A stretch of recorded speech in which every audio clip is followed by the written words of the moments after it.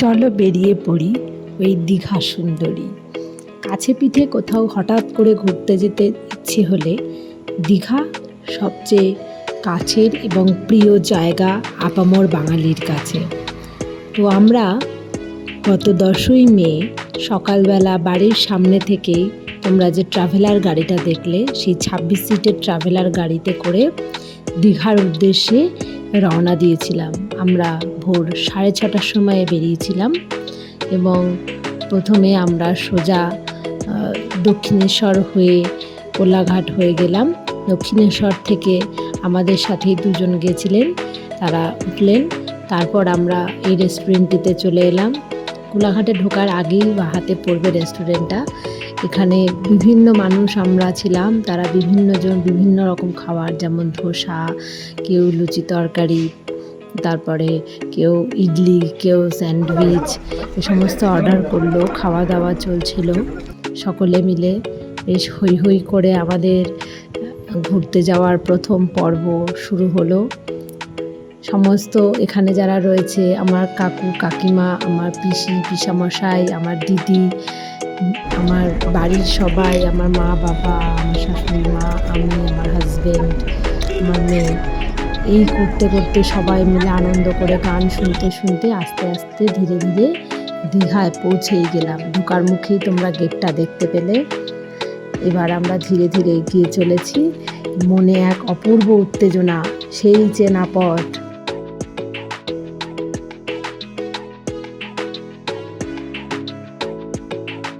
সেই পথের বাঁক, সেই মোহময়ী বাঁক, যা দীঘা প্রেমী অথবা সমুদ্র প্রেমী মানুষদেরকে পৌঁছে দেয় তার চেনা গন্তব্যে। আমরা চলে এলাম ওল্ড দীঘায়। আমাদের বাসটা এগিয়ে যাচ্ছে আমাদের হোটেলের দিকে। হোটেল শুভশ্রীতে আমরা এই কটা দিন থাকবো। এবার আমরা হোটেলে ঢুকে ব্যাগপত্র রেখে আবার বেরিয়ে পড়লাম সমুদ্রের উদ্দেশ্যে। দীঘায় আসবো আর সমুদ্রকে না দেখে থাকা যায়? যাওয়ার পথে একটু ডাব খেয়ে নিলাম সবাই মিলে, তারপর চললাম সমুদ্রের কাছে। উফ, কি আনন্দ! সমুদ্রকে দেখলেই মনটা খুব ভালো হয়ে যায়। কত তাড়াতাড়ি কাছে যাওয়া যাবে। আমি আর মেয়ে তো প্রায় চলেই গেলাম। একটু আনন্দ করলাম সবাই মিলে, একটু ফটোশ্যুট হলো, ভিডিও শ্যুট হলো, তারপরে আরও খানিকক্ষণ ঘোরাঘুরি করে নিলাম। অ্যাকচুয়ালি দুপুরে রান্নাবান্না হতে হতে সময় লাগে। যাই হোক, ফিরে খেয়ে দিয়ে একটু বিশ্রাম নিয়ে আবার সন্ধ্যাবেলা চলে এলাম। এই যে বোল্ডারগুলো দীঘার পাড়ে, সমুদ্রের পাড়ে, সেখানে সন্ধ্যাবেলা বসে থেকে ঢেউ গুনতে যে কি দারুণ লাগে, কি বলবো তোমাদের। দেখো এখন কত সুন্দর দোকান সাজিয়েছে, একটি মন্দির করেছে। আমরা নিউ দীঘার দিকে হাঁটতে হাঁটতে প্রায় কিলোমিটার খানেক পথ চলে গেছিলাম। ওখানে একটি ছোট মন্দির আছে, লোকনাথ বাবা, মা কালী, ওই সব দেখে আবার ফিরে এলাম। সবাই আইসক্রিম খাচ্ছে, যার যেটা ইচ্ছা, কেউ ঘুগনি, কেউ ফুচকা, কেউ ফটোশ্যুটে ব্যস্ত। কি সুন্দর অপূর্ব জায়গা। এই যে বিশ্ব বাংলার এখানে বসার জায়গা রয়েছে, সকলে মিলে বসছে, হাওয়া খাচ্ছে, গল্প করছে। আমাদের নিজেদের লোকজনই সবাই ছড়িয়ে ছিটিয়ে বিভিন্ন দিকে রয়েছে। এরপর একটু দোকানগুলোতেও ঘুরবো কেনাকাটা করে, তারপরে রাত্রিবেলা বাড়ি ফিরে সবাই মিলে আমরা ওই দিনের মতন খাওয়া দাওয়া শেষ করে ঘুমিয়ে পড়লাম, এই দীঘার ঢেউয়ের কথা মনে রেখে। দেখো, ভোর হতে না হতেই আবার বেরিয়ে পড়েছি। সকাল সকাল সমুদ্রকে কি সুন্দর লাগে। আর তখন তো একটু ভাটা থাকে, সমুদ্র আরও খানিকটা পিছিয়ে থাকে, তো আমরা বালির চরে নামতে পারবো এই আশায় যতটা সম্ভব সকালবেলা চলে এলাম। সুন্দর রবীন্দ্রসঙ্গীত বাজে এই সময় ভোরবেলায় এই সমুদ্রের পাড়ে। বিভিন্ন পোস্টগুলোতেই গানগুলো হতে থাকে, ভালো লাগে শুনতে। একটু মেঘলা করে আছে, তাই সূর্যোদয়টা দেখার সৌভাগ্য হয়নি। এরপর আমরা চলে যাব বিচে। সেখানে গিয়ে আবারও হুটো পাটি সবাই মিলে ছবি তুলে দিতে বলছে এ ওকে। কত রকম পোজে ছবি তোলা যায়, কত আনন্দ। ওয়েদারটা কিন্তু খুব ভালো ছিল, একটু মেঘলা মেঘলা ছিল তো, একেবারেই গরম লাগছিল না। সবাই মিলে খুব আনন্দ করেছি কটা দিন। সমুদ্রের পাড়ে দেখো কি সুন্দর বালুতটটা লাগছে। একদম মন খুশিতে ভরে যাচ্ছে। পা একটু না ভেজালে হয়। আস্তে আস্তে এইভাবেই আমরা আনন্দ করতে করতে সময়টা কাটিয়ে ফেললাম। এরপর কিন্তু আমাদের বেরোতে হবে তালসারির উদ্দেশ্যে। তাই হালকা জলে একটু গা ভিজিয়ে নিলাম, কেউ বা স্নান করে নিল। এরপর আমরা বেরিয়ে পড়ব তালসারির উদ্দেশ্যে। আমরা যখন তালসারিতে পৌঁছালাম তখন কিন্তু সেখানে জোয়ার ছিল। এর ফলে আমরা নদী পার করে লাল কাঁকড়ার জগতে যেতে পারিনি, কিন্তু আমরা নৌকো বিহারে বেরিয়ে একটা আইল্যান্ডে চলে এসেছিলাম। সেটাও সমুদ্রেরই পার। দেখো ঢেউগুলো ছোট ছোট করে আসছে, নৌকা বাঁধা রয়েছে। যে নদীটি রয়েছে না তালসারির ওখানে, সেই নদীর পাড়েই নৌকোগুলো বাঁধা রয়েছে। কিছু শুকনো কাঠ রয়েছে। তোমাদের তো একটা কথা বলাই হয়নি, এই যে পরদিন সকালবেলা আমাদের টিমের আরও 3 জন মেম্বার এসে পৌঁছেছিল। আমার এক ভাই, ভাইয়ের বউ এবং আমার ভাই। তো সবাই মিলে আমরা ওই তখন ঘুরতে বেরিয়েছিলাম তালসারি, তারপর উদয়পুর বিচে স্কুটি ড্রাইভ করতে যা দারুণ লেগেছে। আমরা 3 জনে তো স্কুটি নিয়েই বেশ খানিকটা বাইকে করে ঘুরে এসেছি।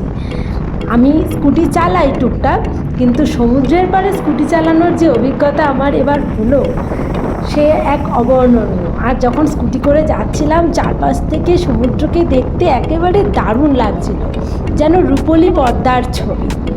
কিভাবে দেখো বালুতটের মধ্যে দিয়ে এগিয়ে চলেছে গাড়ি, অপূর্ব অপূর্ব। এখানে আগে আমরা 4 চাকায় করে গেছিলাম, এখন সেই ব্যবস্থাটা নেই, তো স্কুটি ভাড়া দেওয়া হয়। তোমরা সবাই জানো হয়তো। তো আমার তো অপূর্ব লাগছিল এখানে স্কুটি চালাতে। বিভিন্নভাবে ভিডিও শ্যুট করেছি, ফটো শ্যুট করেছি। মেয়ে তো ঝিনুক কুড়াতেই ব্যস্ত, খেলতে ব্যস্ত। সবাই মিলে খুব খুব খুব আনন্দ করছিলাম।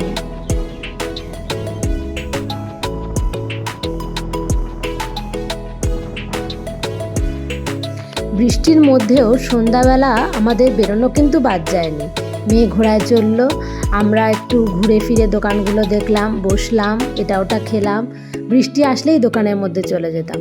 পরদিন ভোর হতে না হতেই মোহনায় বেরিয়ে পড়লাম নিজেরা কয়েকজন মিলে। ট্রাভেলার গাড়িটা পরে বাকি সদস্যদের নিয়ে মোহনায় পৌঁছে যাবে। আমরা তার আগেই বেরিয়ে খানিকটা দূর পর্যন্ত গিয়ে হেঁটে হেঁটে সমুদ্রের পাড়ে ঘুরে বেড়ালাম।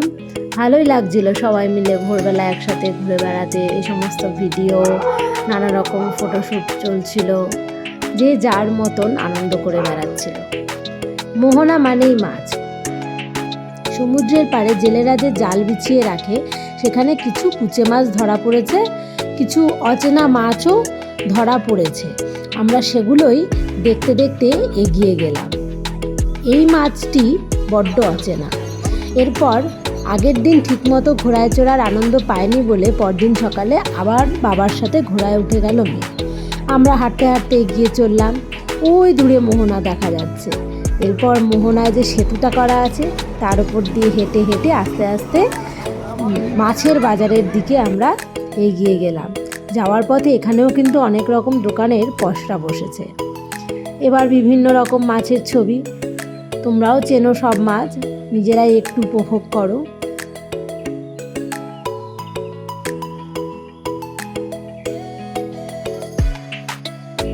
মোহনায় গিয়ে ফটোশ্যুট করতে কিন্তু কেউ ভোলেনি। সবাই বেশ আনন্দ করে বিভিন্ন পোজে ফটো তুলছিল। এরপর স্নান করার পালা। চলে গেছিলাম নিউ দীঘায়, যদি একটু বিচে নেমে স্নান করা যায়। মা, সে জোয়ারের জল তো নামছেই না। এরপর পুনরায় ওল্ড দীঘায় ফিরে এসে আবার আমরা বেশ খানিকক্ষণ স্নান টান করে হোটেলে ফিরে গেলাম। খেয়ে দিয়ে বেরিয়ে পড়লাম ঢেউসাগরের উদ্দেশ্যে। যাওয়ার পথে দেখতে পেলাম নির্মীয়মান অতি সুন্দর জগন্নাথ মন্দির। সত্যি মনটা ভরে গেল। চলে এলাম ঢেউসাগর পার্কে। অসাধারণ অপূর্ব একটি আলোকমালায় সজ্জিত পার্ক। বাচ্চাদের বিনোদনের জায়গা তো বটেই, কি সুন্দর আলো দিয়ে সাজিয়েছে দেখো।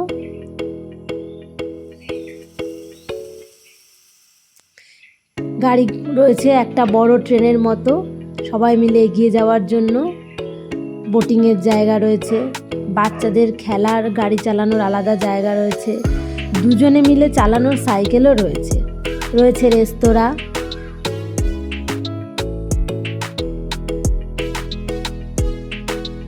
এইবার এই পথ দিয়ে আমরা এগিয়ে চললাম। এগোনোর পরে যা দেখতে পাবো সেটা আমি আগে আশা করিনি, কারণ ঢেউসাগর পার্কে আমার এর আগে যাওয়া ছিল না। খুব সুন্দর করে আলোকমালায় সাজিয়েছে পার্কটিকে।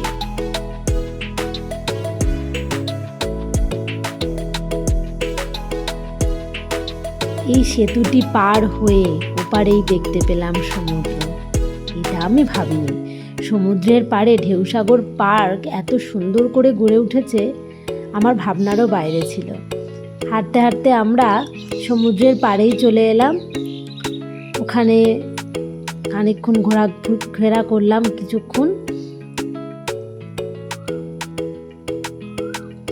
খাওয়া দাওয়ার জায়গা ছিল, আমরা শুধুই আইসক্রিম খেয়ে ছবি তুলে সমুদ্রের পাড় বরাবর হেঁটে ওল্ড দীঘায় এলাম। আমার মেয়েও কিন্তু অতটাই হেঁটে এসেছিল। এরপর চলে এলাম ওল্ড দীঘায় সহজ পাঠ এই পার্কটিতে। তোমরা গেছো তো এখানে? কি সুন্দর করে এটাকে নির্মাণ করা হয়েছে। সহজ পাঠে আমরা বর্ণমালা শেখার সময় যে সুন্দর কবিতাগুলো 2 লাইনের পড়ে থাকি, রবীন্দ্রনাথ ঠাকুরের রচনা করা, সেগুলো এখানে চিত্রসহ যেন বইয়ের মতন ছাপা রয়েছে।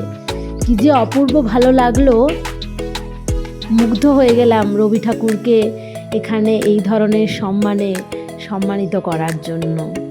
আমার মেয়ে তো প্রত্যেকটা এগিয়ে এগিয়ে পড়ে যাচ্ছে, আমিও ওকে যথেষ্ট উৎসাহ দিচ্ছিলাম, পড়তে সাহায্য করছিলাম। খুব ভালো লাগছিল। চলো আমরা সবাই মিলে একসাথে দেখতে দেখতে এগিয়ে যাই।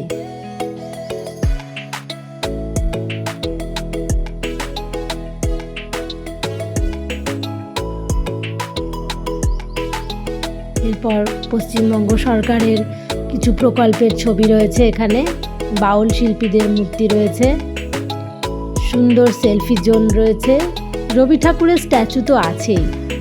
ওই দেখো ওদিকেও কি সুন্দর বসার জায়গাগুলো বানিয়েছে, একদম যেন প্যাগোডার মন্দির। পরদিন ভোরে আবার বেরিয়ে পড়লাম, খানিকটা মোহনার দিকে গেলাম, সম্পূর্ণটা নয় অবশ্য, খানিকটা বিচ ধরে হাঁটলাম। আর এদিকে দেখো ছোট ছোট কাঁকড়া কি সুন্দর আলপনা কেটেছে বালির ওপরে। এইটা ভিডিও না করেই পারলাম না। ফের খানিকটা সমুদ্রের মধ্যে ছবি তুলে আনন্দ করে কিছুটা স্নান করে আমরা হোটেলে ফিরে এলাম এবং ওল্ড দীঘাকে টাটা করে চলে যাচ্ছি তাজপুরের উদ্দেশ্যে। তাজপুরের সৈকতটিও আমার পূর্বে কখনো দেখা হয়নি, এবারই প্রথম আমরা সবাই মিলে একসাথে তাজপুরের উদ্দেশ্যে যাচ্ছি। রাস্তাটি বড় সুন্দর, গাছে ঢাকা, খুব ভালো লাগছিল।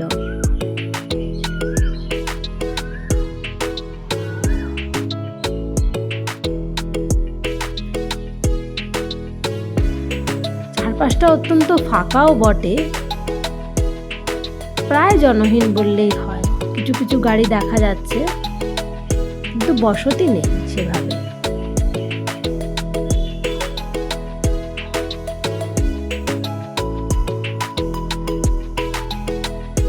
এগিয়ে চলে এলাম তাজপুর সৈকতে। আবার ফটোশ্যুট, বেশ কিছু শুকনো গাছের গুঁড়ি পড়ে রয়েছে, এইরকম সুন্দর বসার জায়গা, খাওয়ার জায়গাগুলো রয়েছে, হোটেলগুলো। তোমরাও সেখানে গেলে আনন্দ করতে পারবে। এরপর চললাম মন্দারমণির উদ্দেশ্যে। খুব প্রচলিত, খুব মুখে মুখে মানুষের শোনা যায় মন্দারমণির কথা। আমার মন্দারমণিতেও প্রথমবার যাওয়া।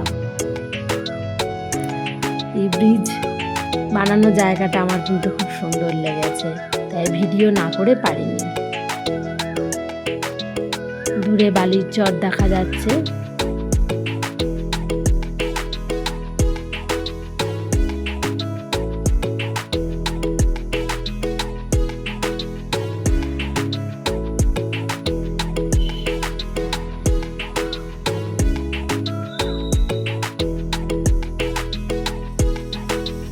চলে এসেছি আমরা মন্দারমণির উদ্দেশ্যে। তাজপুরের সৈকত শুনেছিলাম খুব ধুধু করে, আমরা কিন্তু সেটা পাইনি। এই যে মন্দারমণির ওখানে একটা মন্দির, এখানেও আমরা সমুদ্রে গিয়ে পা ভেজাতে পারিনি, কারণ জোয়ার ছিল, ফটোশ্যুট করেই ক্ষান্ত হতে হলো। তবে বন্ধুরা, তোমরা কি বলবে আমি জানি না, আমার কাছে তাজপুর বলো, মন্দারমণি বলো, উদয়পুর বলো, যে কোনো বিচের থেকে ওল্ড দীঘার সি বিচ সেরা। যতবার যাই নতুন করে তার প্রেমে পড়ি। আমি বারবার যেতে চাই, ফিরে ফিরে যেতে চাই সুন্দরী দীঘাতে। আমাদের দীঘা ঘোরার গল্প এখানেই শেষ করলাম। তোমরা জানিও তোমাদের কেমন লাগে।